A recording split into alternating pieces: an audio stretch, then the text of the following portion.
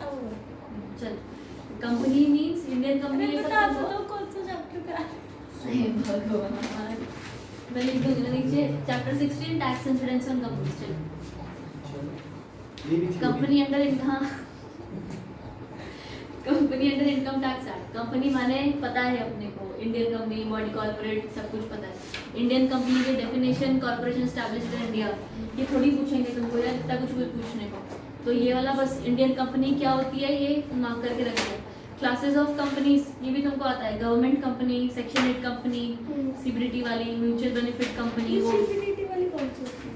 अरे मतलब टैक्स ने बोल दिया कि ये कंपनी है, central board of direct taxes ने बोल दिया ये कंपनी है जिसमें पब्लिक इंटरेस्टेड रही हो। Mutual benefit company, mutually benefit finance company, company carries on principal business of acceptance of deposits. Nidhi company, mutual benefit में नीचे निधि लिख लो।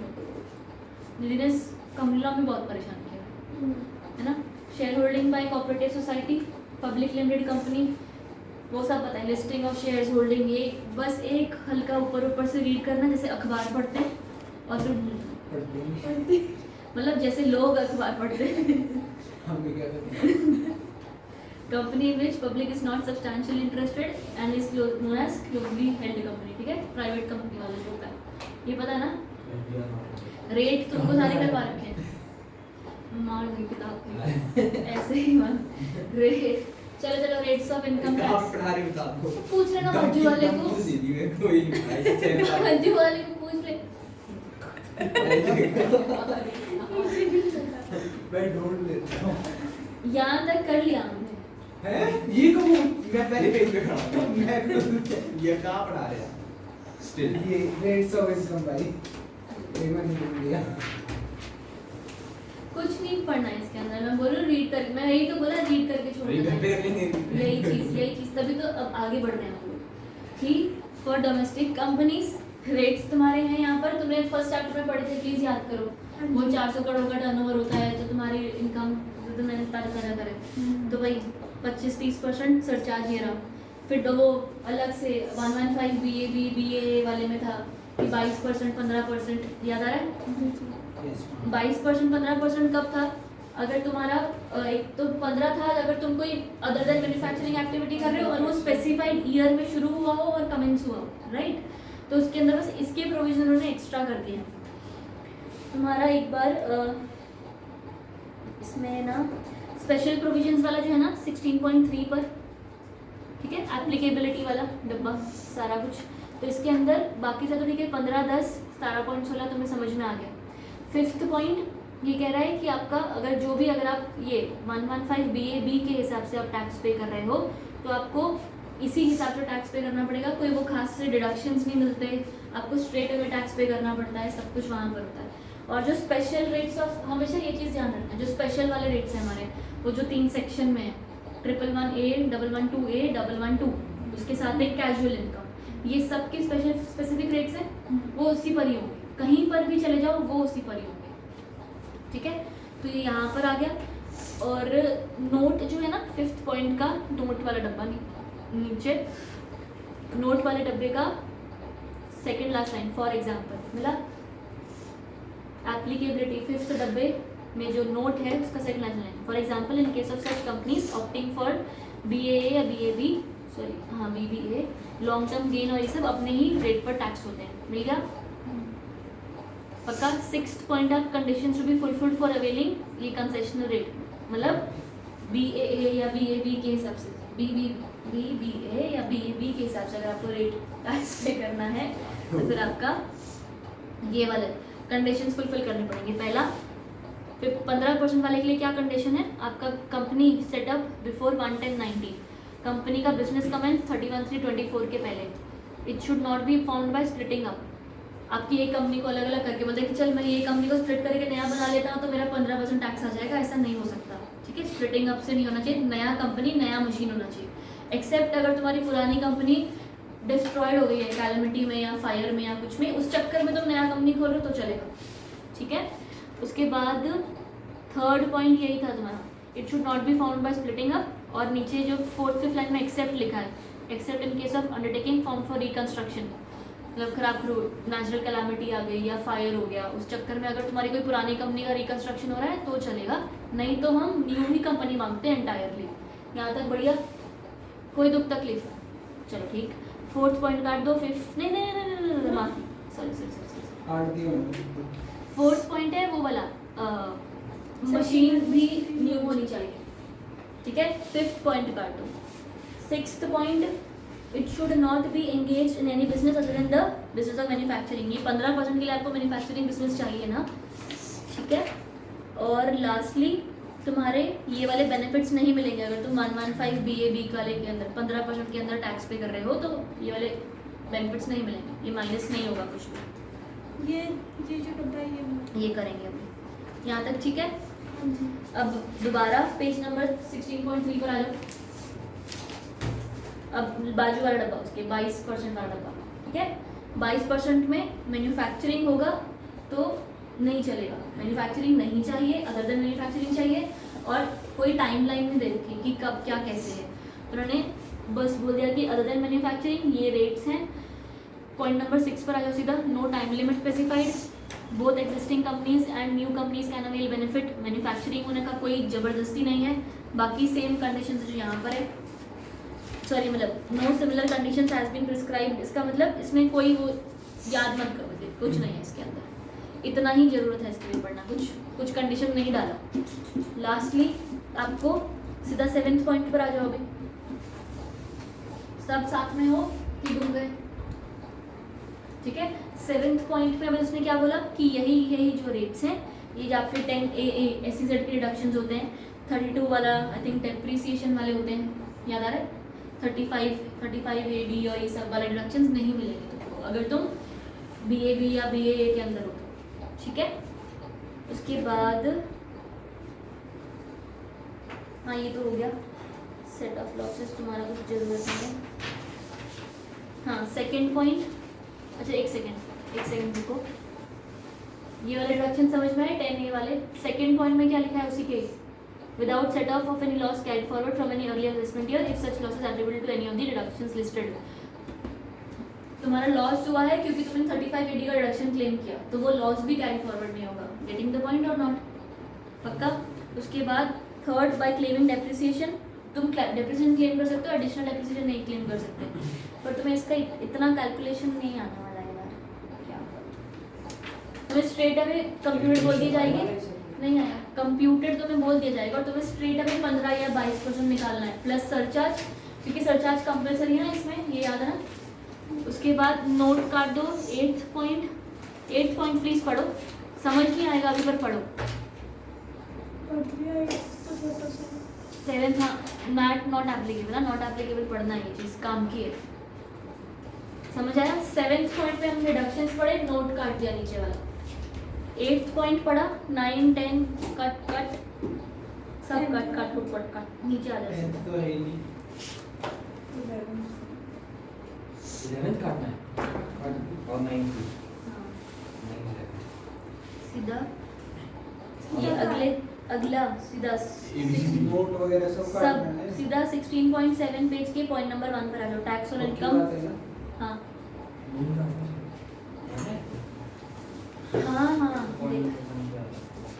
सब बस ये भी कर दे, ये भी कर दे, सीधा यहाँ से। यार मैं 15 मिनट स्टोरी चैप्टर के लिए रुका है। हाँ बस होने वाला ये वाला पैराग्राफ, इसके बाद हम देख लेते हैं। चलो क्या देख लेते हैं? Tax on income from transfer of carbon credits. Carbon credit क्या होते हैं प्लीज यार जब वो कार्बन बेच देता है, उसको कार्बन एमिशन की 15 वो होती है, दूसरे ने 22 कर दी, पर उसने खुद जस्ट करी थी, तो वो अपनी 5 उसको बेच सकता है। क्या बोला हर्षित? याद है ठीक है, जो पैसा मिला वो 10% पर टैक्स होता है, तुम्हारा A पॉइंट में लिखा है। यस आ गया, मिल गया, फिर पक्का समझ आया ना? देखो जबरदस्ती नहीं। इसमें से और B पॉइंट में क्या लिखा है? कुछ नहीं, वो तो चार्जेबल अंडर, ठीक है ध्यान दो।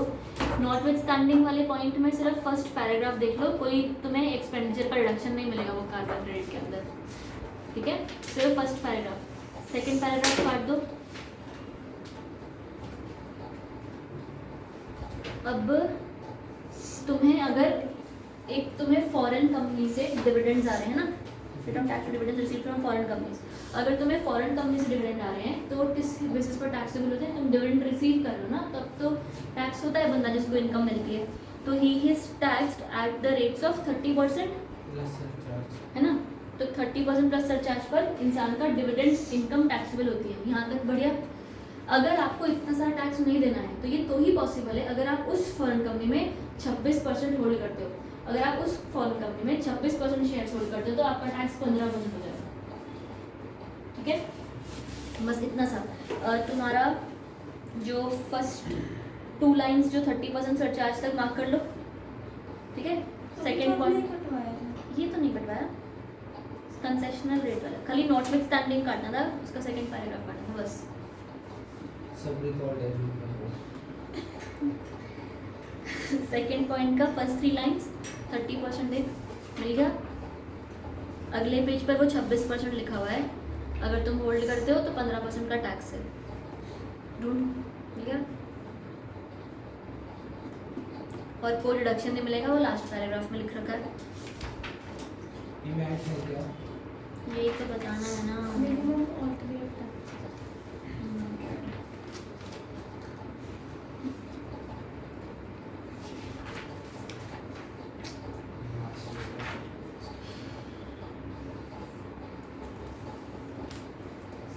हो गया। इसके लिए मुझे तुम्हें AMT बताना पड़ेगा। ऑटोमेटिक ट्रांसमिशन, हम्म, automatic transmission.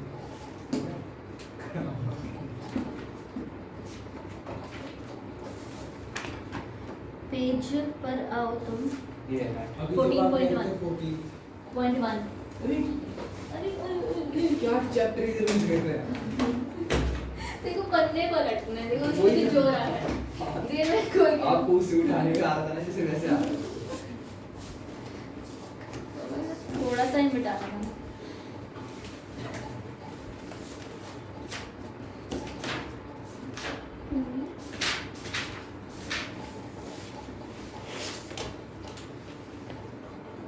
Minimum alternate tax, alternative minimum हाँ। टैक्स। दोनों में फर्क है और थोड़ा सा फर्क है, समझते हैं। देखो अब होता कैसे ना, जब भी एक कंपनी टैक्स पे कंपनी नहीं, जब कोई एक असेसी होता है, असेसी अदर देन कंपनी, और ये साथ साथ लिख जाना, और अगर कंपनी है, ठीक है, अगर एक अदर देन कंपनी होगी वो टैक्स कैसे पे करेगी? As per the regular provisions. ठीक है, उस रेगुलर में 2 आते हैं, या तो ऑप्ट आउट रिजीम आएगा या तो वो 115 BAC वाला आएगा, डिफॉल्ट, राइट।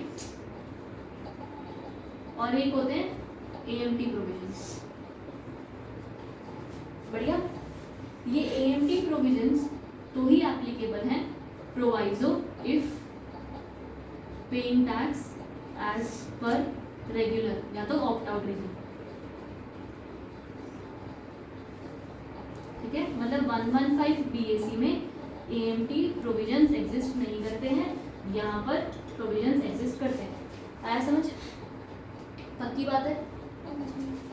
कंपनीज में भी एक रेगुलर होगा और उसके अंदर भी, और हमने अभी भी वो पढ़ के आए 115 वो BA और BA सारा पढ़ के आए, तो उसमें भी MAT नहीं होता।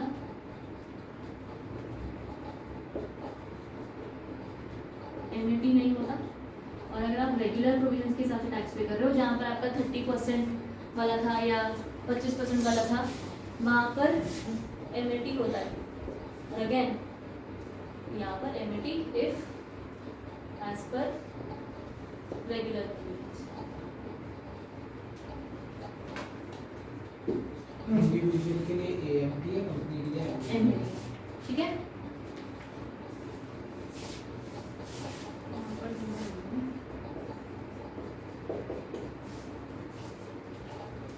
आगे समझ?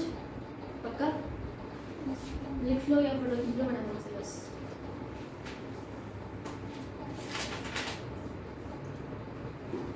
अब हम सिर्फ मिटा दो। कंपनी एक नंबर जब एक अदर देन कंपनी यहाँ पर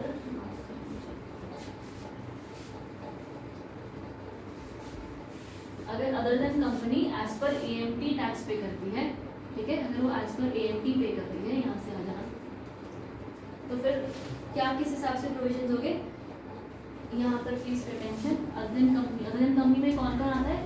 इंडिविजुअल, एक्चुअल फॉर्म फॉर्म भी आ जाएगी, फॉर्म आई थिंक, हाँ फॉर्म, ठीक है। तो ये लोग AMT के हिसाब से टैक्स पे कर रहे हैं, AMT के हिसाब से टैक्स तो ही पे करेंगे इफ क्या होता है बताते हैं एक बार थोड़ा सा रखो। Adjusted total income exceeds 20 lakhs, ठीक है।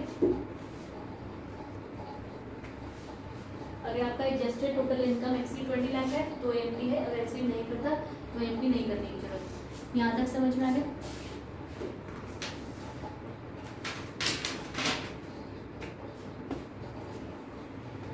बढ़िया।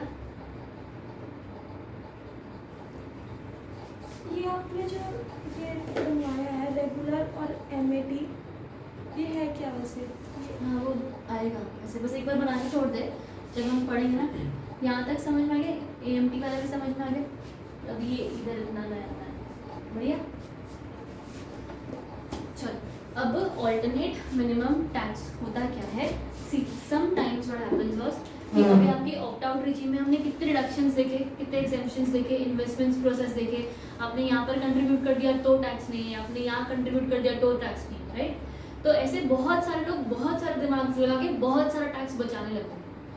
इतना टर्नओवर है, इतनी रिसिप्ट है, पर टैक्स उनका थोड़ा सा है, राइट? तो गवर्नमेंट बढ़ाते लगे, ये क्या बात होती है, तुम्हारा टैक्स से कुछ नहीं आ रहा? होता है हमारी गलती थोड़ी है, तुमने ही प्रोविजन दिए हैं ना, और उन्हीं प्रोविजंस का हम यूज करके कमा रहे हैं पैसा, टैक्स बचा रहे हैं, what ever it is, correct? तो गवर्नमेंट को थोड़ी सी खुंदक आ गई, बड़े भले ऐसा है, अभी है, कोई कुछ नहीं कर सकता। उन्होंने एक नया प्रोविजन लेकर आया। वो नया प्रोविजन बोला कि तुम्हारा खुद से कितना भी टैक्स आता हो, एक AMT से टैक्स निकालो, जो हम कह रहे हैं, जो एक एडजस्टेड टोटल इनकम के हिसाब से आएगा, ठीक है, प्रोवाइडेड आपकी एडजस्टेड टोटल इनकम 20 लाख से ऊपर है।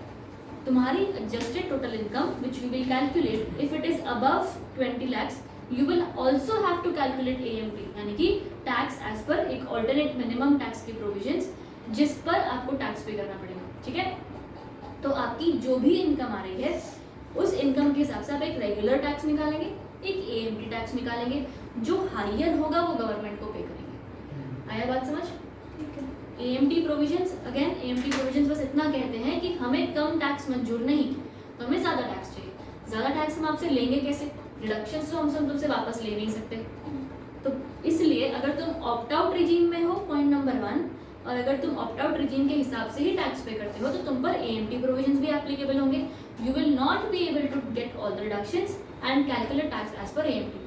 अब हमारे साथ भी तो गलत हुआ ना, तुमने हमें सारे रिडक्शंस दिए थे, अगर टैक्स ज़्यादा पर ही भरवाना था तो फिर क्यों दिए रिडक्शंस? सीधा ही AMT बोलते, शुरू से हम वैसे ही कर रहे होते, क्यों हमने इतना पढ़ा?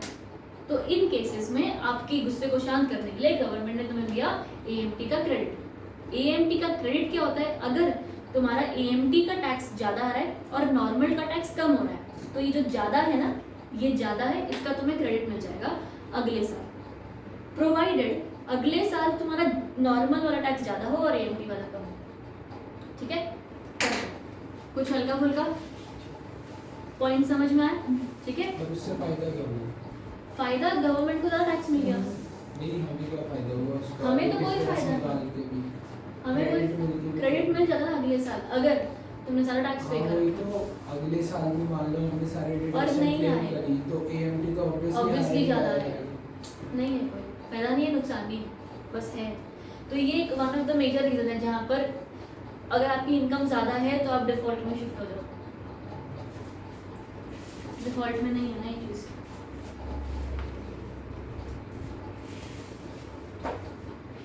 तो आपको पे हमेशा वही करना है जो आपका हायर होगा, ठीक है? एक चीज़ ये भी देखिए फिर,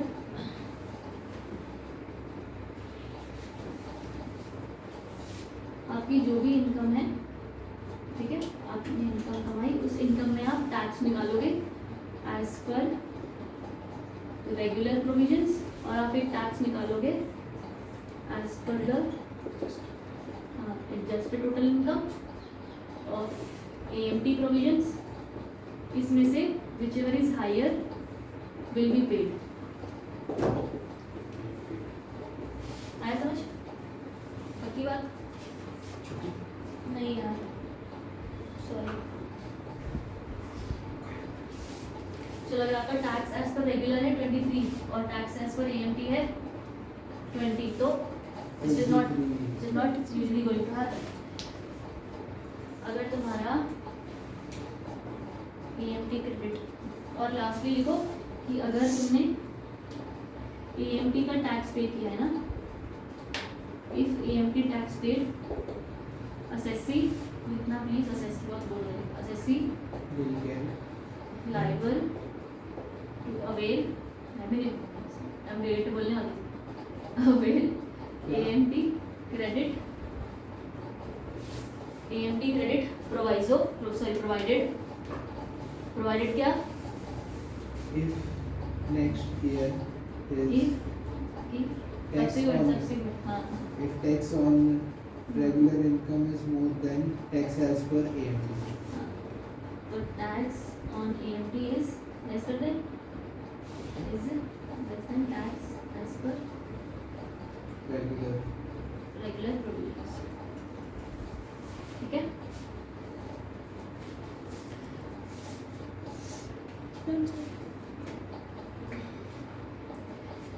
ये चीज का आपको कैरी फॉरवर्ड सेटअप मिलता है कितने साल के लिए? 15 ईयर्स के लिए.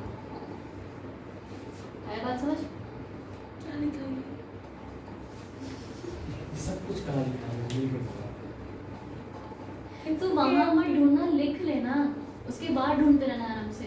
If AMT tax paid is equal to, इस देख, if AMT टैक्स पेड है, अगर मतलब हमने if tax is ऐसा लिख दिया, if tax is paid as per AMT, ठीक है? तो assessee को कहाँ?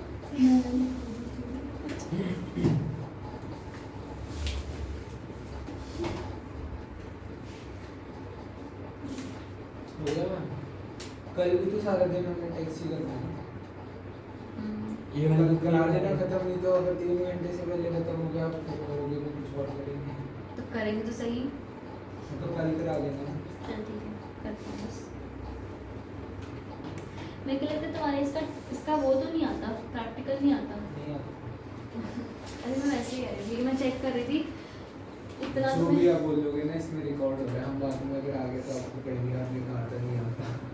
तो मैं सारा करा दूंगी, बैठा रहो साथ में, फिर से मिलेगा क्या. प्रॉब्लम कहाँ नहीं है, मेरे को प्रॉब्लम में डर है मुझे कि फिर आ गया तो क्या करना. Regular scheme. चल इसकी थ्योरी तो हो गई ना, प्रैक्टिकल कर लेंगे. क्या है, एक प्रैक्टिकल कर लेंगे. इसका AMT का छोटा सा प्रैक्टिकल कर लेंगे बाद में. थ्योरी समझ में आ गई? एक बार प्लीज थ्योरी देख लो ना इसकी, खत्म कर देते हैं. रख दी कुछ आगे कुछ है. मतलब फर्स्ट सेकंड पॉइंट, ये तुम्हारा फर्स्ट स्टेप लिखा हुआ है ना सारा. ऐसे ऐसे ऐसे ऐसे नहीं काटना भी है, बस ये काम की चीज़ है तो. ठीक है, ये स्टेप्स लिखे हुए हैं कि ऐसे तुम इनकम कैलकुलेट करते हो. बढ़िया. नेक्स्ट आ जाओगे, इंडिविजुअल AMT प्रोविजंस एप्लीकेबल है 115 JC. प्लीज़ ये याद रखना पड़ेगा, 115 JC. कहीं पर अगर लिखा हुआ और तुम्हें थ्योरी में भी पूछा तो कोट करना ही section. Applicability to personal and company तुम्हें पता चल गया. एडजस्टेड टोटल इनकम निकालते हो, वही तुम्हारी टोटल इनकम मानी जाती है और इसी हिसाब से टैक्स होता है. टैक्स किस पर होता है? 18.5%. प्लीज़ जल्दी देखो. ये AMT का टैक्स है. तुम्हारा एडजस्टेड टोटल इनकम पर टैक्स पे करेंगे ना, वो slab उसमें का स्लैब होगा। स्लूप कुछ भी नहीं होगा. हाँ वो यस सॉरी. और इस पे इस सीधा पे straight away adjusted total income पर 18.5% का टैक्स. इसमें कुछ हम वो एग्जाम्पल इनकम ये सब कुछ भी नहीं आता. सब कुछ नहीं मिलता. ये तो बहुत ज़्यादा नहीं आएगा. हाँ आएगा. 18.5% ऑफ एडजस्टेड टोटल इनकम, और अगर कोऑपरेटिव सोसाइटी हो तो 15% है. बेस लग रहा है पढ़ के जो भी टेक्स्ट कुछ पढ़ा रहे और फिर इसलिए मैं पढ़ा कैसे बच्चों है, अब क्या कर सकते हैं. अंडर सेक्शन ऑफ जैसे application tax asset case of non 15, ठीक है. और अगर तुम IFSC लोगे कंपनी में तो 9% है, लास्ट में लिखा हुआ सी उसी डब्बे में second last line international financial service centre 9% मिल गया। बस ये रेट्स मार्क करना है, बाकी थ्योरी का कुछ काम नहीं है। Meaning of adjusted total income straight away नीचे कैलकुलेशन वाले डब्बे में आ जाओ तो बेटर समझ में आएगा। एडजस्टेड अब देखो तुम्हारी टोटल इनकम वैसे कैसे आती है, सारे हेड से तुम टोटल करते हो, set of carry forward GTI आया, डिडक्शंस माइनस किए, टोटल इनकम आई, उस पर तुमने टैक्स निकाल दिया, राइट। टैक्स ऑन इनकम तुम निकालते हो, दैट इज योर, ठीक है, उस हिसाब से तुम टैक्स निकालते हो। Getting the point. उसमें भी अगर जो अदर स्पेशल इनकम होगी उसको अलग से टैक्स निकालोगे, नॉर्मल वाली होगी तो उसको नॉर्मल से टैक्स निकालोगे। बढ़िया। अब ये जो टैक्सेबल इनकम है ना, इसी को ही एडजस्टेड टोटल इनकम की कैलकुलेशन में यूज होती है। तो तुम ये वहाँ लेकर गए, टोटल इनकम निकाली हुई थी, जिसमें से जो भी डिडक्शंस ले रखे हैं 80IA और 80R भी तुम्हें है नहीं सिलेबस में डिडक्शंस, तो ये माइनस कर दो, सॉरी प्लस कर दो, ऐड बैक हो जाएंगे। डिडक्शंस नहीं मिल रहे हैं ना तो ऐड बैक हो जाएंगे। ये जो 80A लिखा है उसको 10AA कर दो। ये एडजस्टमेंट्स गिवन होगी हमारे को अगर क्वेश्चन। हाँ हाँ सब गिवन प्लस ही करना है। 10AA होगा वो एडजस्ट कर दो और ऐड बैक कर दो। डिडक्शन अंडर सेक्शन 35AD अगर कोई ले रखा है तो ऐड बैक कर दो। अब लास्ट में देखो deduction of depreciation of asset 35AD, please pay attention. 35AD में डिडक्शन मिलता था एसेट का, राइट, 100%, तो आपको डेप्रिसिएशन नहीं मिलता था। अगर डिडक्शन ऐड बैक कर दिए तो डेप्रिसिएशन अब मिलना चाहिए ना। डेप्री क्यों नहीं मिलता था, क्योंकि डिडक्शन मिलती थी, राइट। अब डिडक्शन नहीं मिल रही है तो डेप्रिसिएशन मिलेगी, वो माइनस हो रही है, उसकी डेप्रिसिएशन निकालोगे, एडजस्टेड टोटल इनकम आ जाएगा, ठीक है। इस पर फ्लैट 18.5 का टैक्स लग जाएगा, तुम्हारी एडजस्टेड टोटल इनकम आ गई। तब सर ये टैक्स आ गया, दोनों में से जो भी ज्यादा वाला टैक्स होगा वो पे होगा। अब फोर्थ प्रोवाइजो, तुम्हें ये above provision shall not apply to an individual अगर तुम्हारी एडजस्टेड टोटल इनकम 20 लाख से कम है। मिल गया, सारे साथ में आओ। नेक्स्ट रिपोर्ट 18% लगेगा इसमें इररिस्पेक्टिव क्या आपकी इनकम कितनी है। हाँ कोई सरचार्ज नहीं, कोई कुछ नहीं। है, सरचार्ज है 50 लाख से ऊपर। है, ठीक है। रिपोर्ट ऑफ CA, हाँ बढ़िया। Next out tax credit for AMT 115 JC तुम्हें क्रेडिट मिलेगा। क्रेडिट किस हिसाब से मिलेगा, देखो A point, credit to be allowed, अगर तुम्हारी AMT का tax pay minus regular income का टैक्स, उतने अमाउंट का क्रेडिट मिलेगा। कब मिलेगा, अगर तुम्हारा क्या कहते हैं जिस साल में वो बढ़ गया, तुमको समझ में आ गया। ये साल में अगर हमारा और तुमने टैक्स चलता है, हाँ, और तुम्हें ज़्यादा टैक्स पे किया ना AMT के हिसाब से गवर्नमेंट को, तो उसका कोई इंटरेस्ट मिलेगा, ऐसी उपेक्षा मत रखना, ठीक है। No interest, credit is allowed 15 साल। क्रेडिट का मतलब करेंगे क्या?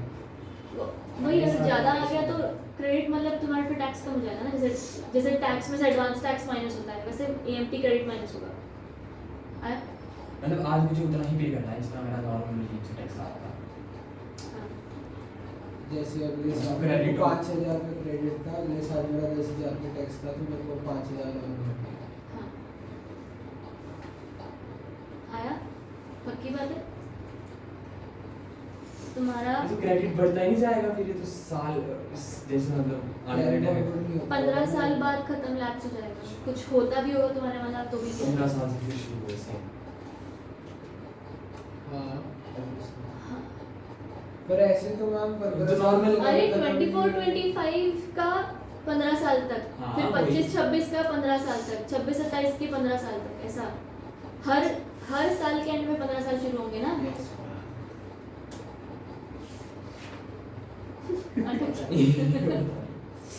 भैया आज से जो 15 साल है वो आज का खत्म हो जाएगा ना, हर साल का माइनस होता रहेगा बस।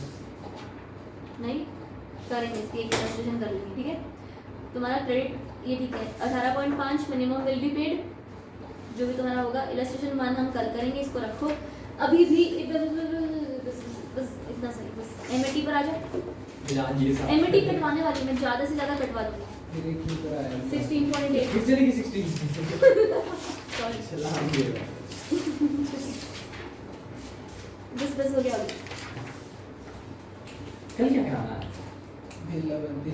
नहीं कल बहुत कुछ है करने को, तो अभी पागल आपने बोला था वो चैप्टर हम खुद करेंगे। यार, थोड़ा बहुत 1-2 हमको करवाने देंगे, हो 3 जाएगा। घंटे कराओगे आप मेरे साथ? देखो क्या फिर रहता हम है। फुल फ्लैश क्वेश्चन कर रहे हैं। मेरे को ही लगता है बस हमें बुला लोगे फिर ऐसे रोक के रखोगे, अब हम नहीं। ये करेंगे। अभी तक तो मुझे पता चल गया ना।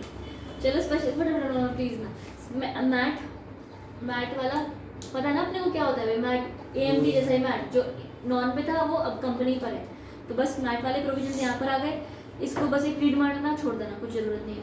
नेक्स्ट मिनिमम ऑल्टरनेट टैक्स, वहाँ पर एडजस्टेड टोटल इनकम कैलकुलेट होती थी, यहाँ पर बुक प्रॉफिट कैलकुलेट होता है। तो tax as per 15% of its book profit, such book profit shall be deemed to be total income, right. अगर IFSC वाला है तो हमें अभी अभी देखा 9% होता है, बढ़िया। चलो नेक्स्ट पे आ जाओ।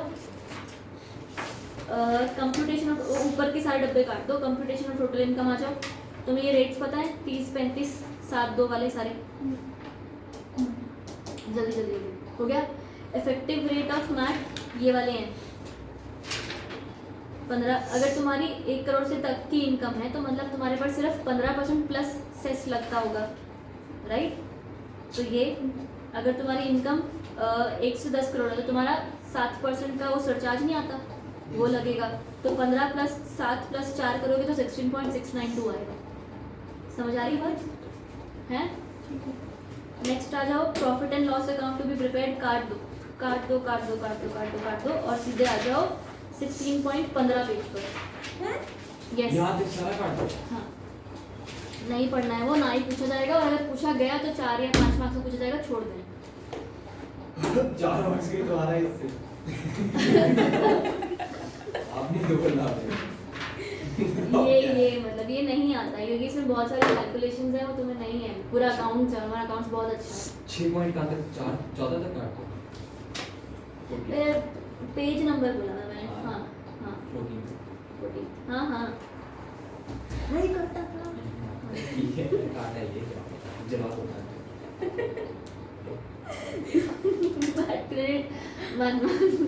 चलो 115 JB, वो J C था ना? ये JCB हो गया।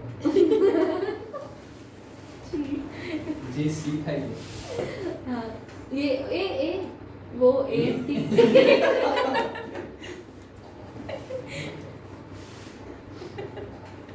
या ये JP है। फर्स्ट पॉइंट, हाँ, relevant year in which tax rate becomes available, जिस साल में तुम्हारा सेम चीज है, बस first, second point, third point सब सेम है। अब आ जाओ फोर्थ के बाद सारे पॉइंट्स काट दो, ठीक है। फर्स्ट 3 पॉइंट पढ़ने हैं बस, सिर्फ थ्योरी है। फर्स्ट 3 से AMT वाला भी theory है, हाँ। AMT practical।